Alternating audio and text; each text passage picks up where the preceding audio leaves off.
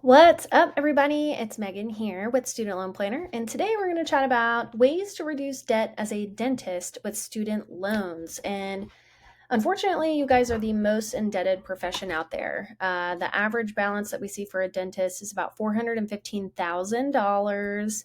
And for orthodontics, we see about $615,000 for that extra schooling that you're doing. So not cheap, right? But you also can't be a dentist or an orthodontist if you don't go to school. So this might have been your only option to be able to do what you wanted to with your career. So there is no shame here. We are not shaming anybody with student loan debt. We're talking about how to proceed forward and not let it rule your life. Okay. So we're going to talk about ways we can reduce debt. But I think it's important to first talk about how we should be even like thinking about or treating our student loans. And there's really one of two buckets you can put yourself in. We either need to be treating our student loans more aggressively and as a debt, or we need to be treating them more passively and looking at a loan forgiveness option. So let's talk through that a little bit. You can think about, depending on where you're at in your career, think about where your income is now or where it will be here in the near future. If your income is going to be less than what your debt balance is, so also think about what your debt balance is. I know, kind of a hard thing to do. You could do it though. But take a look at that. If your income is going to be a lot greater than your debt balance, then we probably just want to pay these loans off like a regular old debt, pay it off sooner rather than later, reduce that interest over time, and be more aggressive with our pay down plan. Okay, so that's bucket one. Bucket two is the reverse. If our income is or is going to continue to be less than our debt balance, then we might want to be considering a passive approach or at least running the numbers for it. Okay. So, not to say that this is the end all be all. And I know like your career situation, income situation can change over time, but think about this as a starting point, and then you can start to build off of this starting point as you customize the plan. But so if our balance is going to be a lot greater than our income in the future, mathematically, it's going to be really challenging for you to pay that loan off as a traditional debt, alongside all the other financial goals you might have, like starting a practice or buying a home or saving for retirement, starting a family, like you name it. Like those things are going to be affected by your plan. So it's important to have the right plan for you. Your plan may not be the same as your neighbors, and that's okay. Like that is okay because your financial situation is going to be different than your neighbors or your colleague or your schoolmates, right? So, and it might be hard to know even what your income could be, right? There's such a large range for salaries or income that you can expect as a dentist. We've got a good article on our website about this, but I'll kind of scroll down to the big points here. Also, you could check how you stack up against people in your area or within your profession by putting in this detail. But general dentists by state, so again, by location, that's really going to have an impact on what your potential income could be as an associate dentist.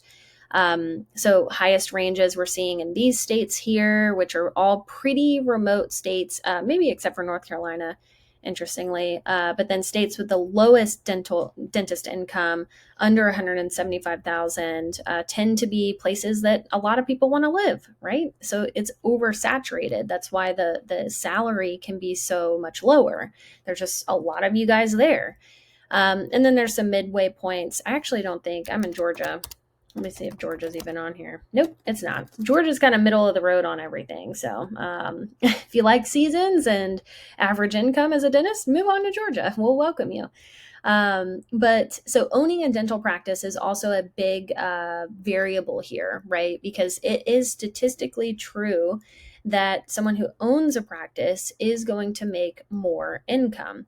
So that there's a lot more work that goes into owning a practice, right? You're not just a dentist, you're also a business owner. You might also be the custodian, the front desk, the maintenance person, like all those things until you get those people in place.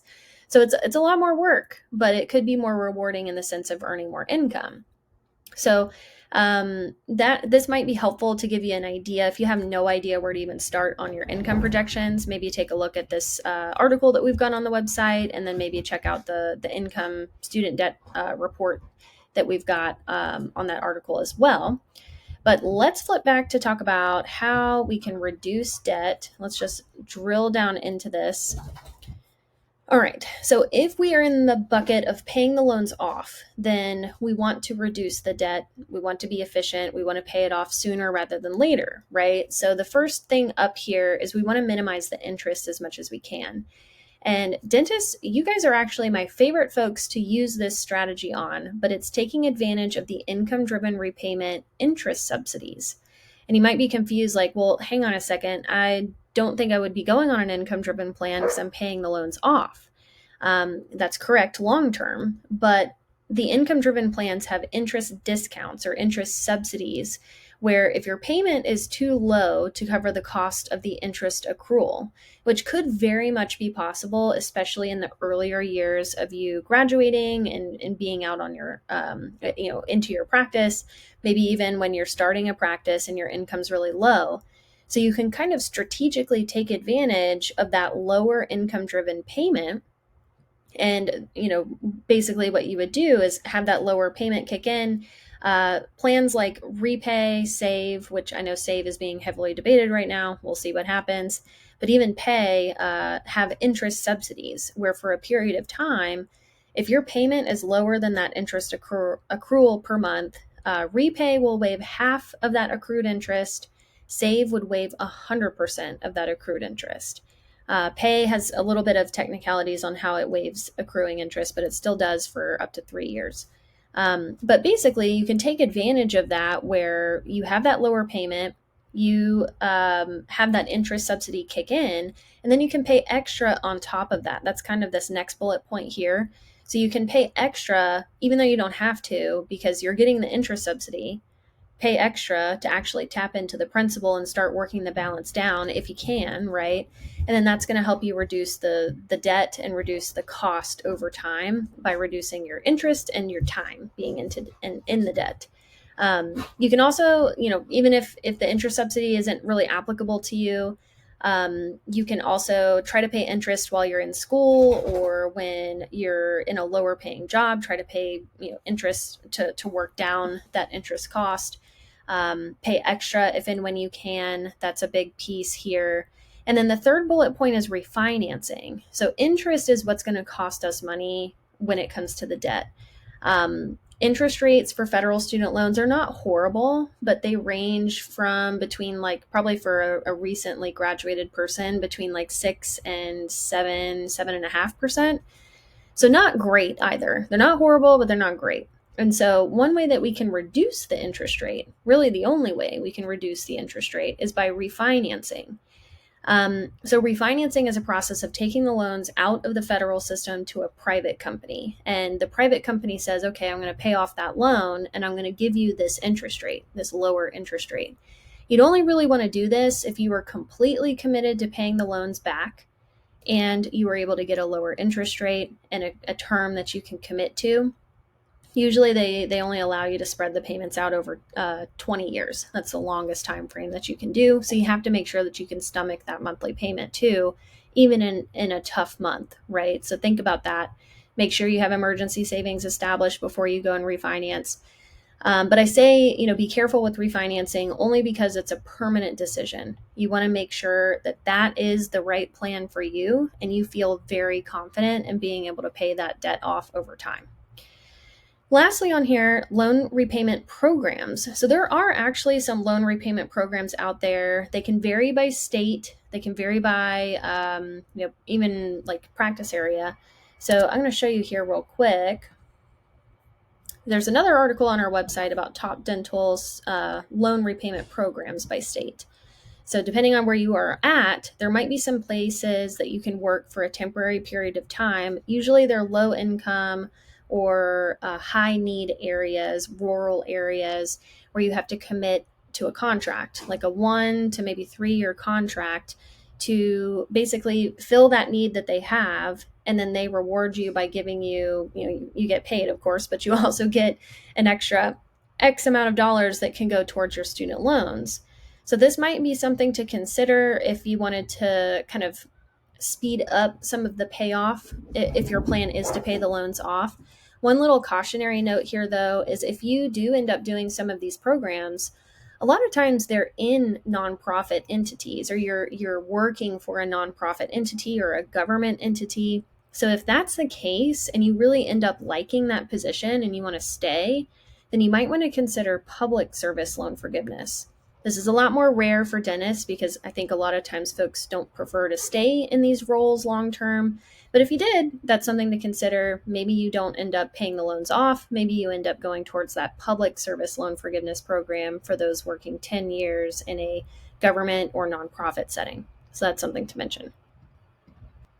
So now that we've talked about ways to reduce debt, let's talk about ways to reduce our payment, because we know that you might be in one of those two buckets.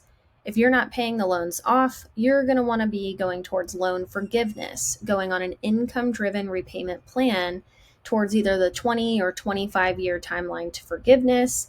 That is strategically something you can do to make sure that budget-wise you can afford the payments and afford your other financial goals, and mathematically, like long-term or holistically, it's cheaper when we're comparing a payoff approach for a lot of people when that ratio is true, right? When our balance is a lot greater than our income. So how can we reduce our payments to pay as little as possible to maximize how much we can get forgiven? Well, one is we can look at filing taxes. If we're married, we can look at filing taxes, married filing separate. That's what MFS here stands for, married filing separate, versus married filing jointly. Married filing separate will allow us to keep the payment off of just your income instead of the joint income for the household, which could be pretty significant. And if you live in a community property state, there's some cool planning opportunities there, because what happens when you file separately in a community property state, they take your income and they divide it in half between you and your spouse's tax returns. So if you're the breadwinner, we call this the breadwinner loophole. Let's say you make $400,000, your spouse makes $100,000. You're the breadwinner. You file taxes separately. Instead of the payment being based off of just your $400,000 income, it's based off of the 400 plus 100 divided by 2, so 250,000 of income. So much less than that 400,000, which makes the income-driven payment really low. And the cost of filing separately in a community property state is a lot less generally than if you're in a non-community property state. So pretty cool. Definitely something to check out with your planner or with your tax preparer. Next up is contributory plans, and you can see my dog over here too. I think he's making a little cameo. His name is Boone. But contributory accounts, these are things that we can contribute to that are pre-tax, which means we defer that income until later. So HSA, FSA, those are accounts that we can contribute to for healthcare expenses. Not huge buckets to contribute to, and your employer has to provide them or have a high deductible health plan to be able to access an HSA. FSA, your employer has to provide it. But these are pre-tax buckets that reduce your adjusted gross income, which reduces your student loan payment, since the payment's based off of your adjusted gross income.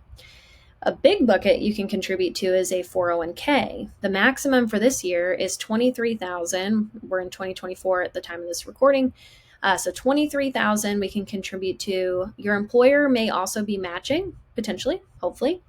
Let's say you're a contractor, though, or you have contractor or 1099 income.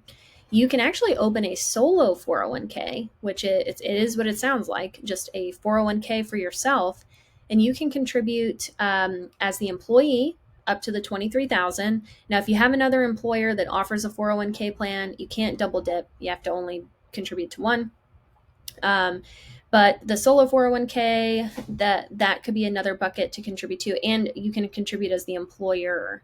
So if you're on your own as a 1099 employee, we could be contributing as the employee and the employer. And the employer bucket, like the total max is $69,000. So there's a huge bucket of like pre-tax savings we can access to kind of hide our income. And save it towards something productive, right? Because it's going towards retirement. And so it reduces our taxes today, reduces what our student loan payment's going to be. We can, next up, strategically extend tax filings. So you, as a person on an income-driven plan, you have to update your income every 12 months. And it goes off of the most recently filed tax return, which generally makes sense to use. You could also use alternative documentation of income. That is an option as well if your income is lower than what the tax return says. But generally, the tax return makes sense because your income typically goes like this, right? Like it starts out lower and it goes up over time. So you can strategically extend your tax filings, though, until October of each year. And this makes sense. So let's put this into perspective. Let's say you've got a recertification anniversary of September of every year. 2023 taxes, this past year, we could have filed them on time, April 15th. So April 15th is usually when we have to file, but you can choose to extend, which says, hey, IRS, here's my draft. I'm going to still file, but I'm going to do it by October 15th, right? So there's not a return on file technically yet. So this person whose anniversary is in September, if their income for 2022 was a lot less than 2023's income, then what they can do is extend that 2023 tax filing, file it just before the October 15th deadline. And then when they have to update their income, the income driven application goes off of the most recently filed tax return, which at that point would be 2022. So pretty strategic. It could actually put you about 2 years behind on when your income is catching up to your payments. So pretty cool hack there. Take some strategic like timing and some thinking through the timing, but definitely can help reduce payments. Another option or thing to think about, and this I think is a really great financial planning move anyways, but tax loss harvesting. So our planners are super aware of how to implement tax loss harvesting when it comes to somebody's financial plan and somebody's and basically taking advantage of it to potentially write off capital losses. So tax loss harvesting has to do with taxable accounts, brokerage accounts, non-retirement accounts, even your technically your high yield savings account is a taxable account, but we wouldn't be doing tax loss harvesting in that. But tax loss harvesting in a nutshell is when we're invested in this type of account, it's not retirement, right? So it's not deferred taxable income. It's taxed on the growth of that account or on the loss of that account over time. And so tax loss harvesting, we know that there's going to be ebbs and flows in the market. So what we do is we sell out of positions that are not doing so hot strategically, and we immediately go purchase something similar. Not the same thing, but something similar. And what we've done is we've kept ourselves participating in the market to kind of ride out that wave, but we've sold out of that position that was at a loss, and we're able to write off that loss against either capital gains that we have on other funds that are doing better, which reduces our tax bill, or we could write it off on our taxes overall as a capital loss up to $3,000. So pretty nifty, pretty cool way to make your investing a lot more tax efficient and a way to reduce taxes and reduce student loan payments. Lastly, up here, practice owners. So if you're a practice owner and you don't have a retirement account set up for your employees, do it. Do it. It is so much easier to open these accounts now. You can open a 401k plan for you and your employees. It can be a safe harbor plan, and that is a massive bucket that you can contribute to for yourself, and a basically a tax deduction for the business, which will in turn make your income potentially lower when we're looking at your income for your student loan payments. So a number of ways to reduce payments, reduce our taxable income. That goes hand in hand. So hopefully this was helpful. Let's go through an example. Let's use an average example of a dentist who owes about $415,000. Let's say the average interest rate is about 7%. We are starting repayment in 2024, just graduated. All of our loans are graduate school loans. We're not working in public service in this example, and we're single. We'll keep it easy. 2023, we filed a tax return, but we made no money or little money. Maybe we did a couple things here and there, tutoring or, picked up a couple shifts somewhere, but we barely made anything last year before graduation. We filed our tax return. 2024, this year, we were in school for half the year and we're starting our first position, and let's say we're starting as an associate somewhere, making about 140,000 as our starting pay. Again, the income range could vary wildly, so take this with a grain of salt. You can also run your own numbers in our calculators on the Student Loan Planner website. But we're making half of that 140,000, or sorry, let's see, this should be 70,000. We're making half of that 140,000 this year because we're only working half the year. Next year, we'll have the full 140,000. And then I'm going to have this grow pretty aggressively because I typically see with our dentists that our income does grow in the first like 5 years pretty rapidly, which is great. That means you're maybe switching to like a commission-based comp structure. We're building our business, our practice, really starting to ramp up here. And then maybe we kind of level out at 200,000, still growing, but not growing as aggressively. Next here, this next page is going to show a lot of things, right? But we're really going to zoom in on these income-driven plans and a payoff example. So in this example, let me just check one thing. Yep, that looks good. So in this example, we're going to compare paying the loans off to doing an income-driven plan. And remember, what bucket did we put ourselves in? Our income in this example for the foreseeable future is going to be less than our student loan balance. So that tells us that forgiveness or a passive approach should be something that we're considering with our plan. So let's go to calculations, and the income-driven payments we could see listed here. The cheapest income-driven plan at this point in time is the SAVE plan. I know this is being challenged right now, but next up would be the pay plan, new IBR, that's another name for it, if you borrowed after 2014, or repay if they reinstate repay because they repeal SAVE. Who knows what's going to happen here coming up, but that's an idea of the payments. So first year could literally be zero. Your payment when you graduate could literally be zero because last year's income was so low. That's why it's key to file a tax return before the year before graduation. And you can also file a late one if you wanted to have that return on file, or you could simply apply to consolidate the loans and apply for an income-driven plan right after graduation before you have a job. And that could be another way to lock in a $0 payment. So tricks here and there, saving us money. And remember that interest subsidy we talked about. So if our payment is zero, that means we have no interest accruing on our balance. And we can pay extra if you're a payoff case. We could pay extra to work the balance down a lot faster. But if we're a forgiveness case, the $0 payment counts towards forgiveness, which is awesome. So we can get there, not necessarily faster, but cheaper because we're not having to pay for that forgiveness. So following year, the payment is low, right? Because it's only off of that half a year of income. And then we start getting into the more normal payment based off of 140,000 of income, but that's growing pretty rapidly. So the payment amounts or the payment estimates way later on might look really scary, but it's based off of your income at that time, which we're expecting to be a lot higher later than it is now. So don't panic when you see higher payments later. It's based on income. So that's something we can compare to the refinancing column. This is an example of what it would look like to just pay the loans off instead of rely on loan forgiveness. And this is a 20-year forgiveness timeline, 2,900, almost 3,000 a month for the monthly payments.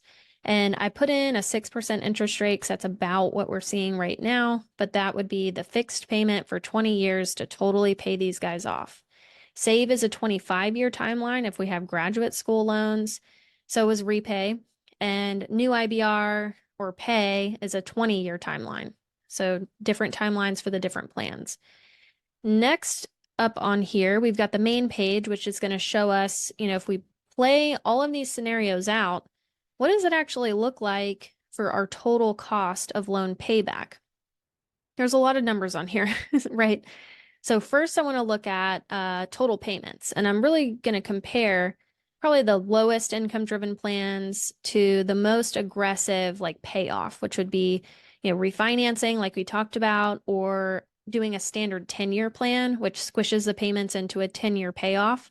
That's the most aggressive way to pay the loans off, is just like grin and bear it, really push through eating beans and potatoes for 10 years and paying $4,800 towards your loans to pay them off, right? So from a total cost perspective, Technically, that's the cheapest plan, but I would argue that it's probably not the cheapest plan when we're considering other factors, like are you saving for retirement too? Are you rich in your like social life, your personal life? Are you happy? Because 4,800 a month is a lot. If you're making 140,000, so that times 12, let's do this divided by 140,000.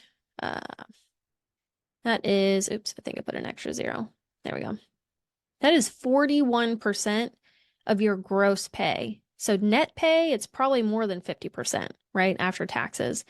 That's a lot of money going towards your student loans. The total cost is cheaper, but you'll see it's not that much cheaper than doing the forgiveness path. So save and pay, or the new IBR plan, they're pretty darn close. They're almost 600,000 between the two, not that far away from the standard 10-year plan. So for this dentist, what I would say is, okay, well, what do you value most? Do you want to be done as soon as possible and pay the least amount possible, no matter what? Like that is the goal.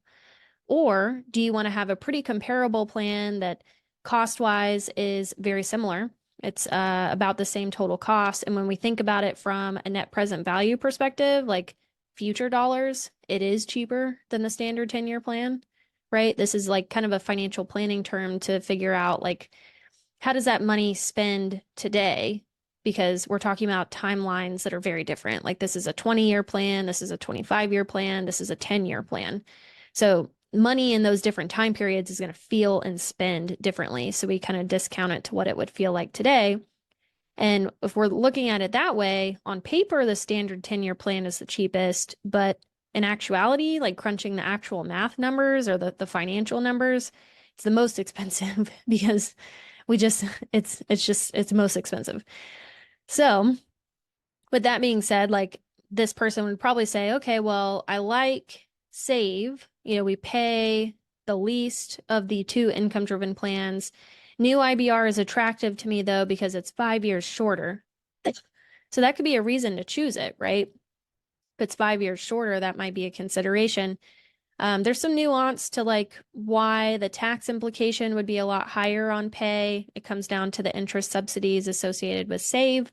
Um, but so lots of things that we need to consider, but this is a great example to show how on paper there might be like an obvious answer, like this is the cheapest path. But when we're really factoring in all the other variables, like your lifestyle, the life you want, the type of retirement you want in the future, um, the budget that you have, like this can really become more of a safe haven. These income driven plans can become more of a safe haven.